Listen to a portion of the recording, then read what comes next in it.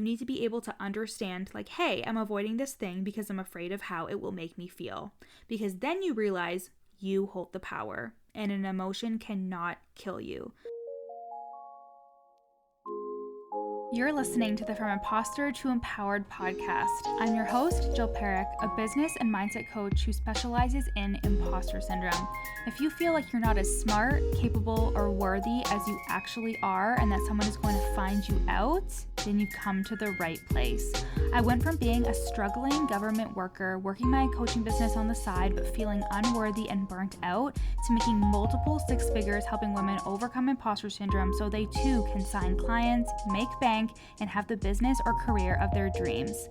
I am nothing special. I have a stuttering disability, ADHD, and I struggle with anxiety and depression. So if I can learn how to feel good enough and overcome my inner imposter, then so can you. Let's dig in. Hello, my friends, my loves. Welcome back to the From Imposter to Empowered podcast. As I'm recording this, I am eating those little bags of Terry's chocolate orange, but like when they're separated into slices and they're just in bags. I fuck with orange chocolate. Orange chocolate is the best chocolate, and if any of you bitches try and come to my Instagram and say that it's not, I'm unfollowing you. We can't be friends. I'm also recording all of my podcast episodes. Oh my god, I need to eat this first. You did not come here for the food ASMR today. Okay. So, I am recording these podcast episodes, and I challenged myself to record all of these podcast episodes before my McDonald's gets here, because I bought Dustin and I McDonald's. It's a Friday night in the beginning of November as I'm recording this, but you're going to be listening to this in like mid-December. So, hey, from the past, what's up? And if you have ADHD, you can totally relate to this. I challenge myself and don't let myself have rewards until I'm finished doing the task that I want to do. So I was like, okay, we're going to order McDonald's and we're going to eat this as our Friday night treat, but I need to finish my emails for my December podcast and I need to record them all. So this is me. I have about 50 minutes. This is me challenging myself to record all of these. So we'll see how it goes. But hello. Welcome back to the From Imposter to Empowered podcast. If you don't know me, I'm Jill, and you just got a really weird intro to me with Terry's chocolate orange and McDonald's right there. And we are in December when you're listening to this. Can you believe it? Halfway through December, actually. And my clients, guys, are absolutely killing it. I can't believe it's the end of the year, but they are killing it. They're signing clients. They're feeling so confident when they show up and sell. I actually just got a Voxer message from a client about how she signed a client, and it's so funny because she's like, I feel like it's no big deal, when she had not been feeling that way when we started working together. She really thought that she would never sign or work with clients, and now she's signing them like it's no big deal. And this is the norm in my private coaching, you guys. Signing clients, feeling like the expert at what you do, no big deal energy. I really love my 6 months of private coaching. Not only do you get lifetime access to my product suite with so many courses, resources, and trainings to help you sign clients, grow your business, and transform your mindset from the inside out, but you get my eyes on your brain and your business for 6 whole months.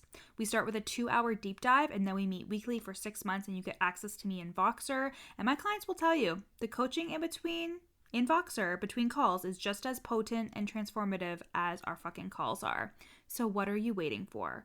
My rates will be raising actually in 2023.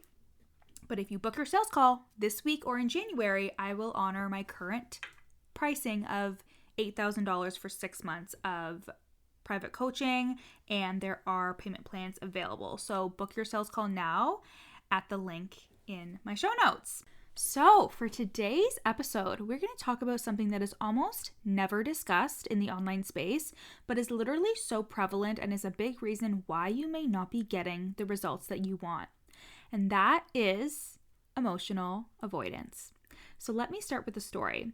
Back in 2020, when things started really picking up for my business, I was working on a block that came up often for me. I never wanted to ask my clients to re-sign.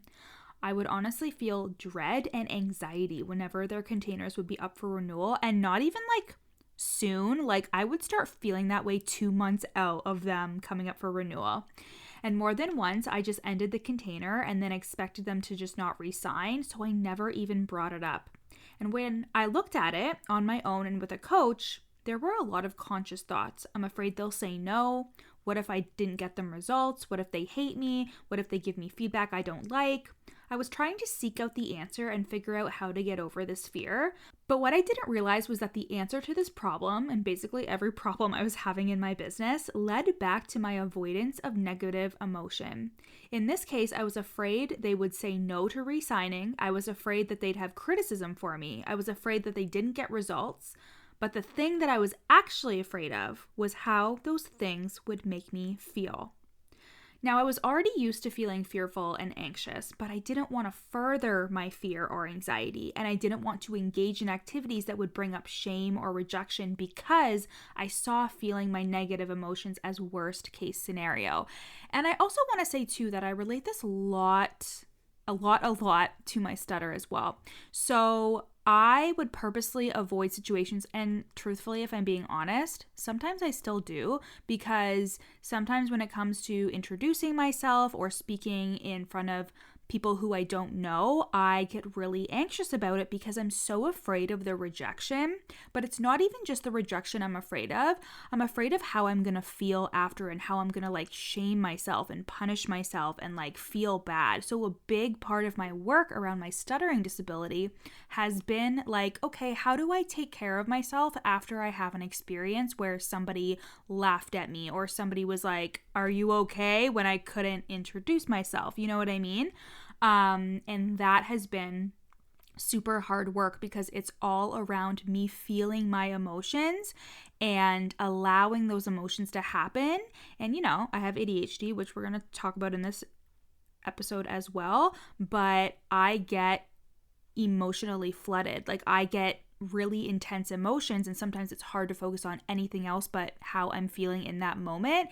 So there was a lot of avoidance of these negative feelings, aka avoidance of experiences that would lead to those feelings, right? So that's just like a real life example that honestly I still kind of struggle with, but I was realizing how much it was showing up too in my business.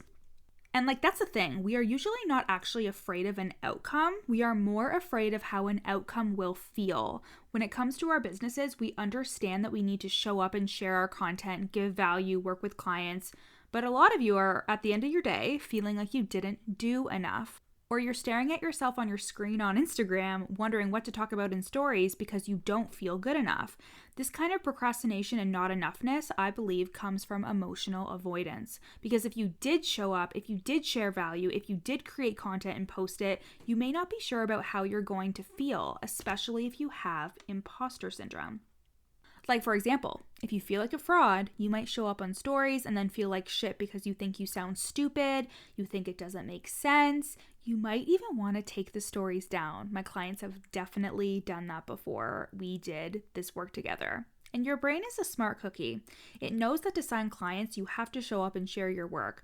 But it also knows that when you start doing that, it's going to feel like shit. And your brain always wants to take the path of least resistance. So you don't show up and then you continuously feel stuck and stagnant. One of my business besties, Kenzie, talks about this, and she calls it discomfort intolerance, being unable to tolerate discomfort. If you have an online business, if you're an online coach, you are going to be uncomfortable. It's uncomfortable to sell. It's uncomfortable to show up online authentically. It's uncomfortable to speak your mind with your clients and with your audience. It's uncomfortable to ask your clients to re-sign. And it all stems from your brain being unwilling to tolerate the discomfort, and how the brain's first impulse is to make discomfort or negative emotion mean something. So my ADHDers, or anyone with a slightly neurodivergent brain, this one is for you too. We are so good at avoiding emotional pain.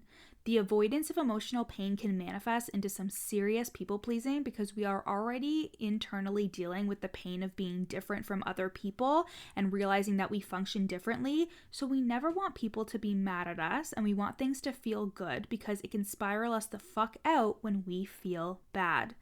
Like I got so good at avoiding emotional pain by numbing and pretending things were fine because it felt so debilitating when things weren't fine. I also grew up in a home where like emotions were not welcome, and whenever I would show anything other than like happiness, it'd be like, what's wrong with you? We need to resolve this right now. So emotions just didn't feel safe. So on top of being and having ADHD and getting this emotional flooding, I also didn't have a ton of acceptance around my own emotions as I got older.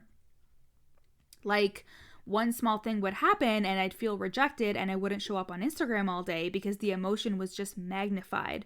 But once I understood why that was happening, and once I learned how to properly feel and regulate my emotions, something I do with my private coaching clients as well, I was more willing to do things that may have produced negative emotions, but I felt confident in my ability to handle those negative emotions. That's the difference.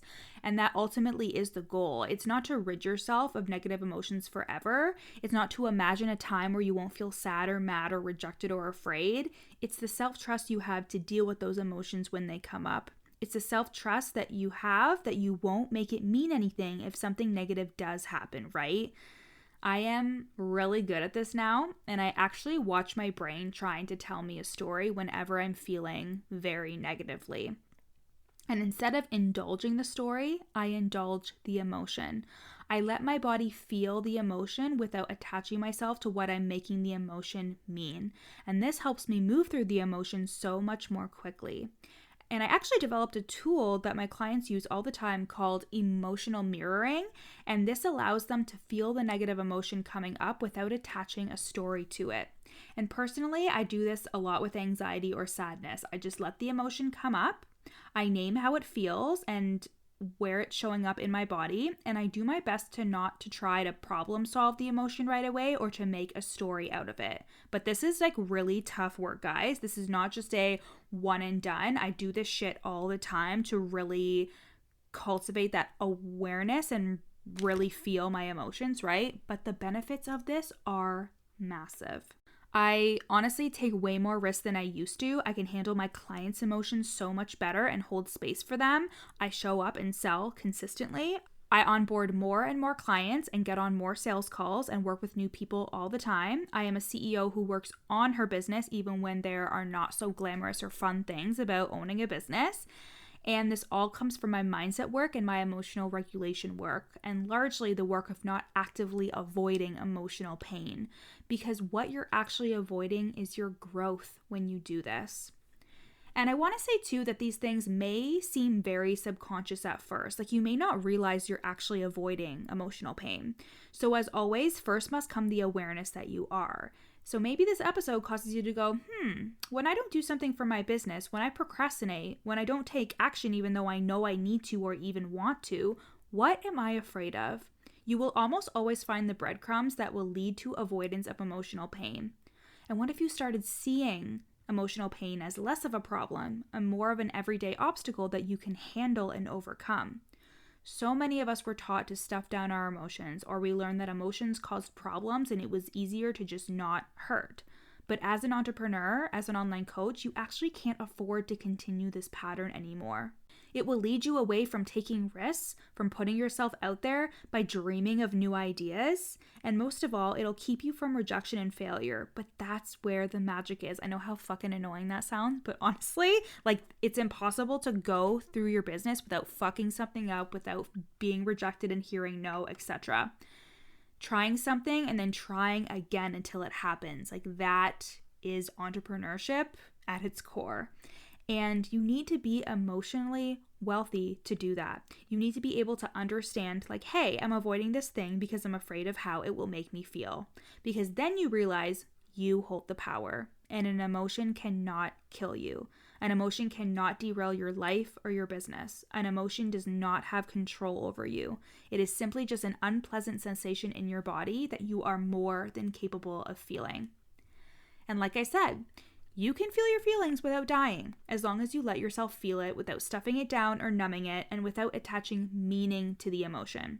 So for example, if a client says no to re-signing with me, I might feel rejected, but I can allow the emotion of rejection and sadness. I can do my rejection template, which is another amazing tool that my clients get inside of private coaching, and I can feel the emotion in my body, but I don't have to spiral into what does this mean about me as a coach? What does this mean about me for my business, etc. I can just feel, knowing and trusting myself that I am good enough and I will be okay no matter what. And you can do this too.